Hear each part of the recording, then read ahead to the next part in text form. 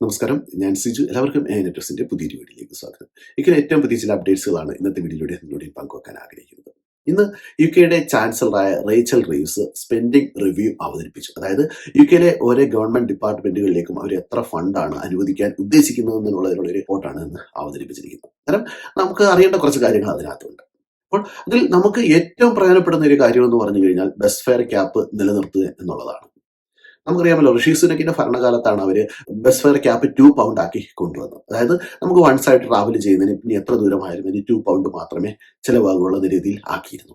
അപ്പോൾ ലേബർ അധികാരത്തിൽ വന്നപ്പോൾ അവരത് ആ £2 എന്നുള്ളത് £3 ആക്കി ഉയർത്തി. അവരത് അന്ന് പറഞ്ഞിരുന്നത് 2025 എൻഡ് വരെ അത് തുടരും എന്നുള്ള രീതിയിലായിരുന്നു പറഞ്ഞിരുന്നത്.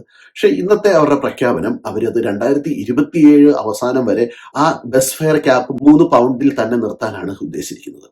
അന്നേരം ഇത് ഒരുപാട് പേർക്ക് പ്രയോജനമുള്ള ഒരു കാര്യമാണ്. കാരണം പലർക്കും 6-7 പൗണ്ട് ആകുന്ന ട്രാവലൊക്കെ നമുക്ക് ജസ്റ്റ് £3 കൊണ്ട് നമുക്ക് ട്രാവൽ ചെയ്യാൻ സാധിക്കുന്ന ഒരു നിയമമാണ്. അന്നേരം അങ്ങനെ ബസ്സിൽ സ്ഥിരമായിട്ട് യാത്ര ചെയ്യുന്നവർ, നമുക്കറിയാമല്ലോ ലണ്ടൻ സൈഡിലൊക്കെ എല്ലാവരും ബസ്സും ട്രെയിനും ഒക്കെയാണ് യാത്ര ചെയ്യുന്നത്. ബസ്സിൽ സ്ഥിരമായിട്ട് യാത്ര ചെയ്യുന്നവർക്ക് ഒരാശ്വാസം തന്നെയാണ് ഈ ബസ് ഫെയർ ക്യാപ്പ് വരുന്നത്. അന്നേരം ആ ബസ് ഫെയർ ക്യാപ്പായ £3 2027 വരെ തുടരാൻ അവർ തീരുമാനിച്ചിരിക്കുന്നു. രണ്ടാമത്തെ ഒരു പ്രധാനപ്പെട്ട കാര്യം NHSുമായിട്ട് ബന്ധപ്പെട്ടുള്ളതാണ്. NHSിലേക്കുള്ള ഫണ്ട് 3% ആണ് എല്ലാ വർഷവും ഇനി ഉയർത്താൻ അവർ ഉദ്ദേശിക്കുന്നത്. നേരത്തെ ഇവിടുത്തെ റിവ്യൂ ബോഡി ആവശ്യപ്പെട്ടത് 2.8% ആയിരുന്നു. പക്ഷെ അവരത് 3% ആക്കിയാണ് ഉയർത്തിയിരിക്കുന്നത്. അതിനവർ പ്രധാനമായിട്ട് പറഞ്ഞിരിക്കുന്നത് NHS യുകെയുടെ ബാക്ക് ബോൺ ആണ്. NHSന്റെ പ്രവർത്തനങ്ങൾ നല്ലതായാൽ മാത്രമേ യുകെയിലെ ജനതയ്ക്ക് ആരോഗ്യപരമായി മുന്നോട്ട് നീങ്ങാൻ സാധിക്കുകയുള്ളൂ എന്നും അങ്ങനെ വന്നാൽ മാത്രമേ യുകെയെ സമ്പദ് വ്യവസ്ഥയെ മൂവ് ചെയ്യാൻ സാധിക്കുകയുള്ളൂ എന്നും. അതുകൊണ്ട് തന്നെയാണ് അവർ യുകെയിലെ NHSനാണ് ഏറ്റവും കൂടുതൽ ഫണ്ട് ഇപ്രാവശ്യം അനുവദിച്ചിരിക്കുന്നത്.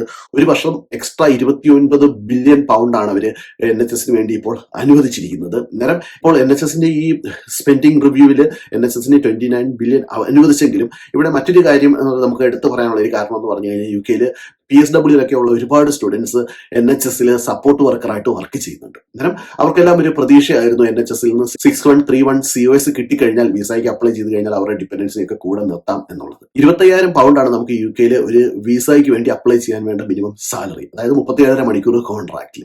പക്ഷേ NHSന്റെ സാലറി ഉയർത്തിയപ്പോൾ ഇവിടുത്തെ സപ്പോർട്ട് വർക്കേഴ്സിന് അവർ സാലറി ഉയർത്തിയത് £24,940 അടുപ്പിച്ചാണ്. അതായത് £60 കുറവാണ് അവർക്ക് വിസ അപ്ലൈ ചെയ്യുന്നതിന് വേണ്ടിയുള്ളതിനേക്കാളും.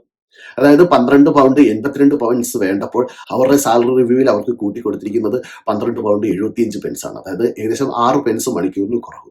അന്നേരം ഈ റീസൺ പറഞ്ഞിപ്പോൾ ഒരുപാട് സ്ഥലങ്ങളിൽ NHSകളിൽ അവരിപ്പോൾ ഒരുപാട് NHSകളിലെ മാനേജേഴ്സ് അവിടുത്തെ സപ്പോർട്ട് വർക്കേഴ്സ് ആയിട്ട് വർക്ക് ചെയ്യുന്നവർക്ക് ഇപ്പോൾ COS ഇഷ്യൂ ചെയ്യുന്നില്ല.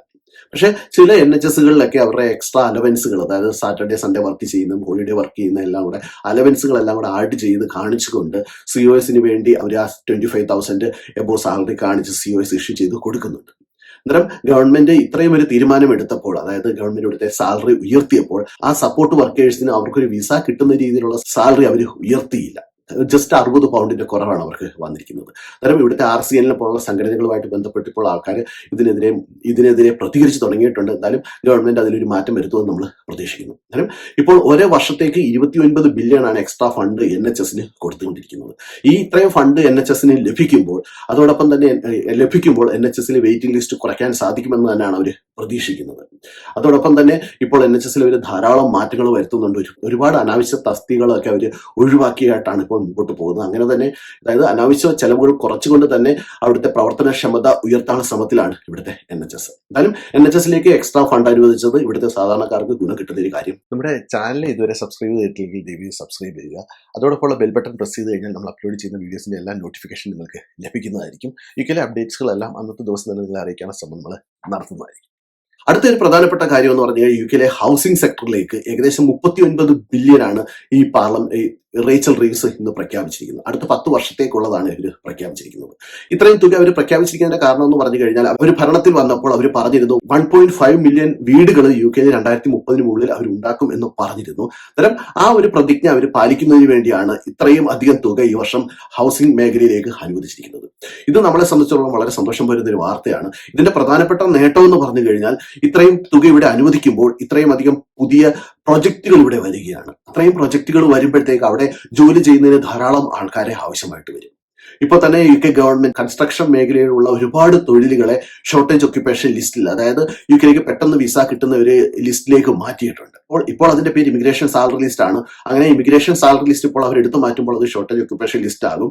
ആ ഷോർട്ടേജ് ഒക്യുപ്പേഷൻ ലിസ്റ്റിൽ കൺസ്ട്രക്ഷൻ മേഖലയിൽ വർക്ക് ചെയ്യുന്നവർക്ക് ഫാസ്റ്റ് ട്രാക്ക് വിസ കിട്ടാനുള്ള ഓപ്ഷൻസ് കൊണ്ടുവരുന്നുണ്ട്. അന്നേരം ഗവൺമെന്റ് ഇത്രയധികം തുക ഈ കൺസ്ട്രക്ഷൻ മേഖലയിലേക്ക് അനുവദിക്കുമ്പോൾ, ഇവിടെ പുതിയ പ്രൊജക്ട് വരുമ്പോൾ അത് നമ്മൾക്ക് ഒരുപാട് പേർക്ക് പ്രയോജനപ്രദമായിരിക്കും. UK എത്തി ഇപ്പോൾ കൺസ്ട്രക്ഷൻ മേഖലയിൽ എക്സ്പീരിയൻസ് ഉള്ളവർക്കൊക്കെ നല്ലൊരു ജോലി കിട്ടാനുള്ള ഒരു അവസരം തെളിഞ്ഞു വരികയാണ്. അതോടൊപ്പം തന്നെ വിദേശത്തുനിന്നും അങ്ങനെ ഈ ഒരു ജോലിക്ക് വേണ്ടി UKയിലേക്ക് ആൾക്കാർക്ക് അവസരം ഇനി ലഭിക്കുമെന്ന് നമ്മൾ പ്രതീക്ഷിക്കുന്നു. അന്നേരം നിങ്ങൾ ആരും ഒരു കാരണവശാലും ഏജന്റുമാർക്ക് കൊണ്ട് ഇപ്പോഴേ പൈസ കൊടുക്കരുത്. UKയിലെ കൺസ്ട്രക്ഷൻ മേഖലയിൽ ജോലി കിട്ടുമെന്ന് പറഞ്ഞുകൊണ്ട് എല്ലാം അന്വേഷിച്ചിട്ട് മാത്രമേ ചെയ്യാവൂ. പിന്നെ മറ്റൊരു പ്രധാനപ്പെട്ട കാര്യം അവർ പറഞ്ഞിരിക്കുന്നത്, UKയിലെ 50,000-ഓളം കുട്ടികൾക്ക് കൂടെ ഫ്രീ സ്കൂൾ മീൽ കൊടുക്കാനുള്ള പ്ലാനാണ് കൊണ്ടുവന്നിരിക്കുന്നത്. അന്നേരം അത് യൂണിവേഴ്സൽ ക്രെഡിറ്റ് വാങ്ങിക്കുന്നവർക്കാണ്. അതായത് UKയിലെ ബെനിഫിറ്റുകൾ വാങ്ങിക്കുന്ന പേരൻസിന്റെ കുട്ടികൾക്ക് വേണ്ടിയാണ് ഇപ്പോൾ 50,000 പേർക്ക് കൂടെ അവർ ഫ്രീ ആയിട്ടുള്ള ഫുഡ് കൊടുക്കാൻ വേണ്ടി പ്ലാൻ ചെയ്യുന്നത്, ഫ്രീ സ്കൂൾ മീൽസ് കൊടുക്കാൻ വേണ്ടി പ്ലാൻ ചെയ്യുന്നത്. അത് ഒരുപാട് കുടുംബങ്ങൾക്ക് ഒരു ആശ്വാസം തന്നെയാണ്. പക്ഷേ ഇതെല്ലാം മിസ്യൂസ് ചെയ്യുന്ന ഒരുപാട് ആൾക്കാരുണ്ട്. കാരണം ഇവിടെ ക്യാഷ് ഇൻ ഹാൻഡ് ജോലി ചെയ്ത് ഗവൺമെന്റ് ടാക്സ് അടയ്ക്കാതെ വരുമാനം ഇല്ല എന്ന് കാണിച്ചുകൊണ്ട് കൗൺസിൽ ഹൗസുകളിൽ താമസിക്കുന്ന ഒരുപാട് ആൾക്കാരുണ്ട്. ഗവൺമെന്റിന്റെ എല്ലാ ബെനിഫിറ്റുകളും അവർ വാങ്ങിക്കുന്നതോടൊപ്പം തന്നെ സ്വന്തമായിട്ട് ക്യാഷ് ഇൻ ഹാൻഡ് ജോലി ചെയ്ത് ഇവിടെ ഒരു പോലും ടാക്സ് അടയ്ക്കാതെ ജീവിക്കുന്ന ഒരുപാട് ആൾക്കാരുണ്ട്. അന്നേരം അങ്ങനെയുള്ളവരെയൊക്കെ പിടിക്കാനുള്ള കാര്യങ്ങളിലൂടെ ഗവൺമെന്റ് ചെയ്തില്ലെങ്കിൽ, ഇങ്ങനെ ഇവര് ജനങ്ങൾക്ക് പ്രയോജനപ്പെടുന്ന കാര്യങ്ങളെല്ലാം ചെയ്യുമ്പോൾ അത് അർഹതപ്പെടാത്തവരുടെ കൈകളിലേക്ക് എത്തപ്പെടുന്നുണ്ട്. ഇപ്പോൾ UKയിലെ ജനങ്ങൾ ഇല്ലീഗലായിട്ട് വരുന്നവർക്ക് കൊടുക്കുന്ന ബെനിഫിറ്റുകൾ നിർത്തലാക്കണം എന്നുള്ള രീതിയിലുള്ള സമരങ്ങളുമായിട്ട് മുമ്പോട്ട് വരുന്നുണ്ട്. പെറ്റീഷനൊക്കെ അവർ സ്റ്റാർട്ട് ചെയ്തിട്ടുണ്ട്. അതായത് ഇല്ലീഗലായിട്ട് UKയിലേക്ക് വരുന്നവർക്ക് ഒരു കാരണവശാലും UKയിലെ വീടുകൾ ഫ്രീ ആയിട്ട് കൊടുക്കരുതെന്ന് പറഞ്ഞുകൊണ്ടുള്ള സമരങ്ങൾ വരുന്നുണ്ട്. അതോടൊപ്പം തന്നെ മറ്റൊരു കാര്യം അവരിപ്പോൾ UKയിലെ ജനങ്ങൾ ആവശ്യപ്പെടുന്നതെന്ന് പറഞ്ഞു കഴിഞ്ഞാൽ, UKയിലെത്തി 5 വർഷം കഴിയുമ്പോൾ ഇവിടെ പെർമനന്റ് റെസിഡൻസി കിട്ടിക്കഴിഞ്ഞാൽ അവർക്ക് ഉടനെ തന്നെ ഇവിടുത്തെ ഫ്രീ ഹൗസ് കിട്ടുന്ന ഓപ്ഷൻ കൊടുക്കരുത്. ഇവിടെ നിലവിൽ UKയിലുള്ളവർക്ക് മുൻഗണന കൊടുക്കണം എന്നുള്ള രീതിയിലുള്ള സമരങ്ങളൊക്കെ ആയിട്ട് മുമ്പോട്ട് വരുന്നുണ്ട്. ഇപ്പോഴത്തെ ഈ സ്പെൻഡിങ് റിവ്യൂ അവര് എവിടെ നിന്നാണ് ഇതിനുള്ള ഫണ്ട് കണ്ടെത്തുന്നതെന്ന് പറഞ്ഞിട്ടില്ല. പക്ഷേ അവരുടെ ഈ സ്പെൻഡിങ് റിവ്യൂ പൊതുവെ UKയിലെ ജനങ്ങൾക്ക് നല്ല ഒരു പ്രതീക്ഷയാണ് ഇപ്പോൾ കൊടുത്തിരിക്കുന്നത്.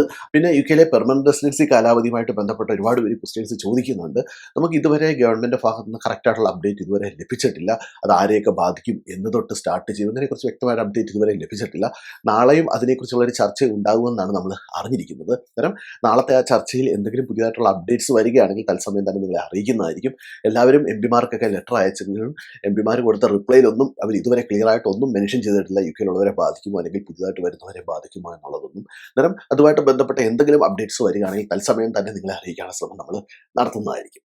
UKയിൽ നിങ്ങളൊരു വീട് വാങ്ങിക്കാൻ ആഗ്രഹിക്കുന്നെങ്കിൽ നിങ്ങൾക്ക് ഞങ്ങളെ കോൺടാക്ട് ചെയ്യാവുന്നതാണ്. ഞങ്ങളെ കോൺടാക്ട് ചെയ്യേണ്ട ഡീറ്റെയിൽസ് ഞാൻ ഡിസ്ക്രിപ്ഷൻ ബോക്സിൽ കൊടുക്കാം. നിങ്ങൾക്ക് UKയിൽ ഇപ്പോൾ ഒരു വീട് വാങ്ങിക്കാൻ വേണ്ടി എത്ര രൂപ ലോൺ കിട്ടും, നമുക്ക് എന്തൊക്കെ ചെയ്യാൻ സാധിക്കും തുടങ്ങിയ കാര്യങ്ങളൊക്കെ നിങ്ങൾക്ക് വിശദമായിട്ട് നമ്മൾ ഇൻഡിവിജ്വലായിട്ട് പറഞ്ഞു തരുന്നതായിരിക്കും. അന്നേരം നിങ്ങൾക്ക് വീട് മേടിക്കാൻ പ്ലാൻ ഉണ്ടെങ്കിൽ നമ്മളെ കോൺടാക്ട് ചെയ്യും. അപ്പോൾ നിങ്ങൾക്ക് എല്ലാവർക്കും ഈ വീഡിയോ പ്രയോജനപ്പെടുത്താൻ ഞാൻ പ്രതീക്ഷിക്കുന്നു. നിങ്ങൾക്ക് വീഡിയോ ഇഷ്ടപ്പെട്ടെങ്കിൽ നിങ്ങളുടെ ഫ്രണ്ട്സിന് ഷെയർ ചെയ്യുക. അതോടൊപ്പം തന്നെ നിങ്ങളുടെ അഭിപ്രായങ്ങളും നിർദ്ദേശങ്ങളും പങ്കുവെക്കുക. അപ്പോൾ മറ്റു വീഡിയോ കാണുന്നവരെ എല്ലാവർക്കും നന്ദി, നമസ്കാരം.